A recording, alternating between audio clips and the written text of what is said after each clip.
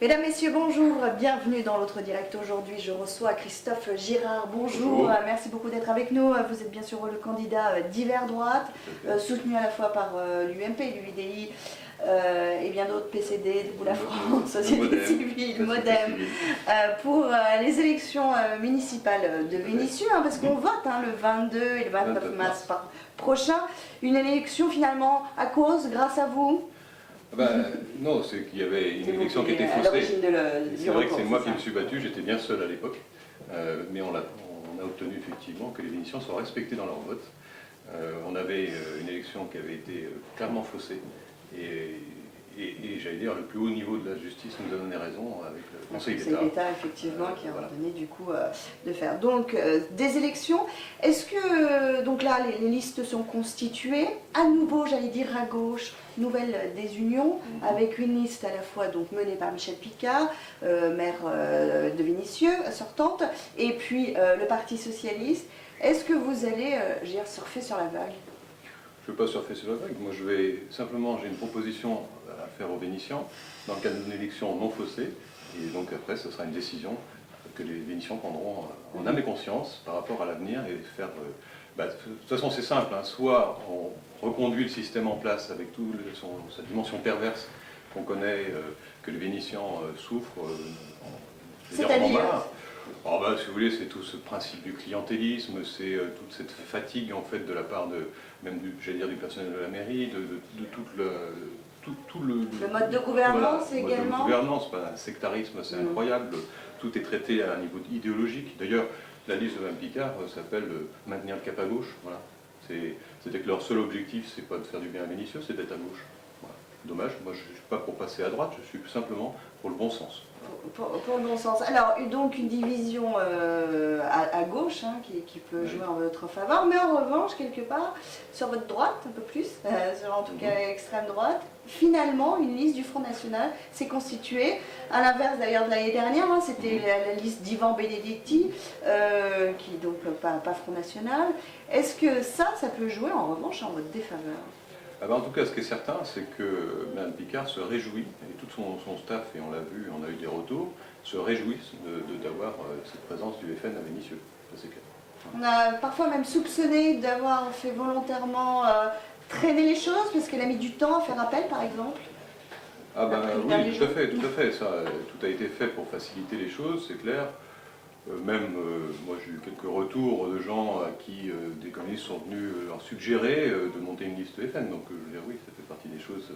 Encore une fois, il y a des gens qui se réjouissent vraiment de la présence du FN à Vénissieux, c'est Mme Picard et son équipe.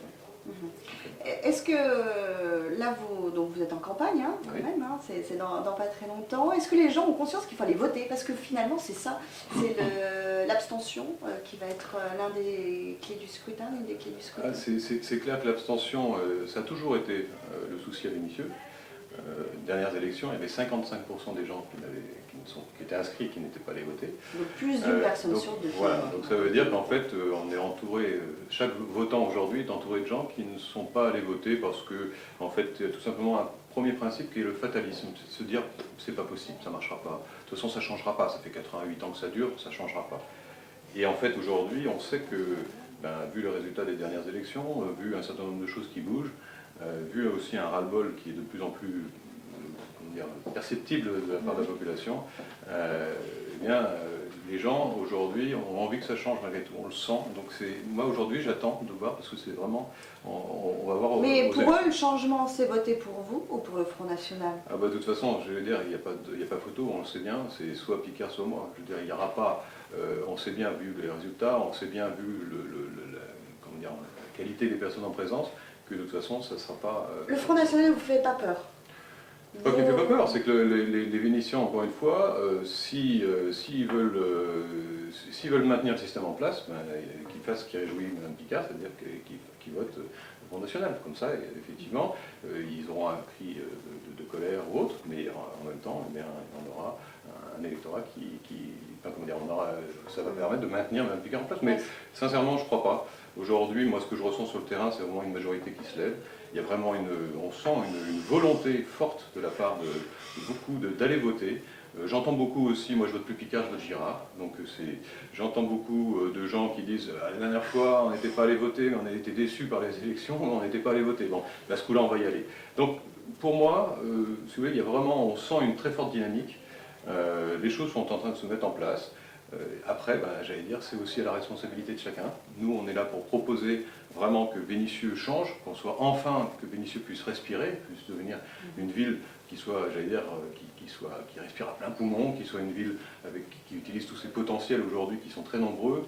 Et voilà, aujourd'hui, ils ont le choix. Voilà. Et ce choix, c'est dès le 22 mars, vraiment dès le premier tour, prendre position. Est-ce qu'on a dit aussi, notamment sur notre antenne, le Front National a dit que certains, enfin notamment une personne, aurait été tentée par le Front National. Est-ce que c'est vrai? Est-ce qu'il y a une transfuge entre des listes Alors, il y a eu une première annonce de votre part il y a quelques temps.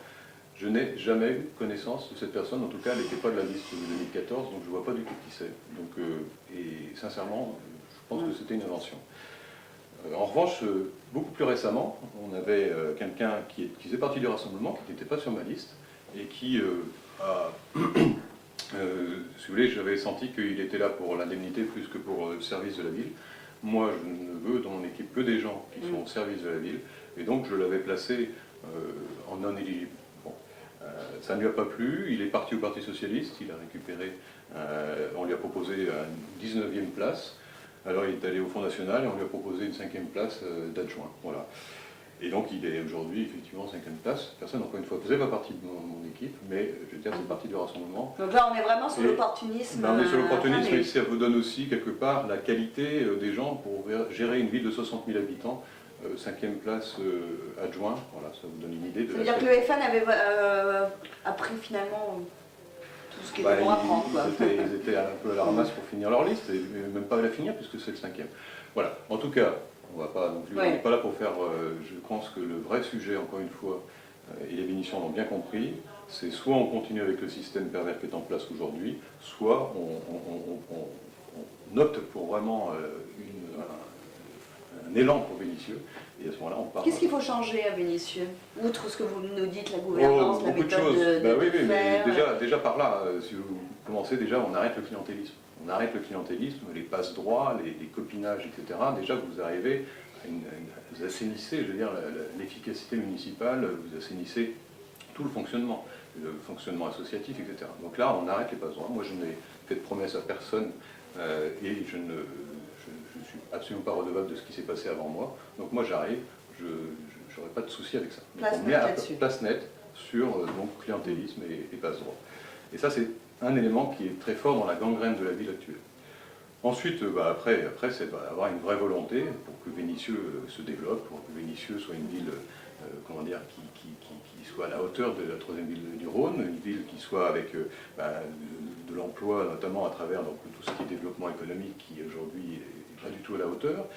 C'est bien sûr toute la dimension de la sécurité, tout le problème de la maîtrise de l'urbanisme aujourd'hui avec ce bétonnage qu'il faut absolument stopper, avec ces incohérences architecturales qu'on a aujourd'hui. C'est bien sûr assainir les finances, les impôts, c'est aussi un élément extrêmement important. Et encore hier soir, je rencontrais des gens ça me donne raison, je veux dire, sur le fait qu'on a une énergie énorme dans cette ville, au niveau associatif, et qu'aujourd'hui, la plupart ont des bâtons dans les roues, on leur bloque les cheveux, on les empêche d'avancer, et le jour où on libère simplement ces énergies, on a quelque chose de magnifique, parce que Vénissieux, c'est une ville solidaire, une ville qui a du cœur, une ville qui a cette générosité, et aujourd'hui, cette générosité est détournée à un sens idéologique pour en faire de la lutte des classes, si vous voulez, stérile qui n'apporte rien. Si on retourne cette énergie qui est présente et si on la laisse aller, on a vraiment, Vénissieux sera une très très belle ville, une nouvelle dynamique. Vénissieux peut basculer à droite aujourd'hui. Ah non seulement elle peut, mais j'allais dire elle doit, et c'est pas une question, encore une fois, bien sûr, moi je suis de droite et je l'assume, divers droite, je ne suis pas... encore une fois, le principe c'est vraiment un grand rassemblement, mais c'est pas une question de faire basculer à droite, c'est une question que Vénissieux soit une ville qui soit plus gérée par des sectaires et qui soit aujourd'hui qu'on puisse permettre à chacun de grandir, de s'épanouir et qu'on ne soit pas, encore une fois, dans un système qui est aujourd'hui à la dérive et qui clairement, je veux dire, produit des difficultés, des lourdeurs, des incapacités à avancer. Et aujourd'hui, Vénitieux doit, c'est même pas... doit respirer. Voilà. Merci beaucoup Christophe Girard d'avoir été notre invité. On se retrouve dès demain sur lyoncapital.fr.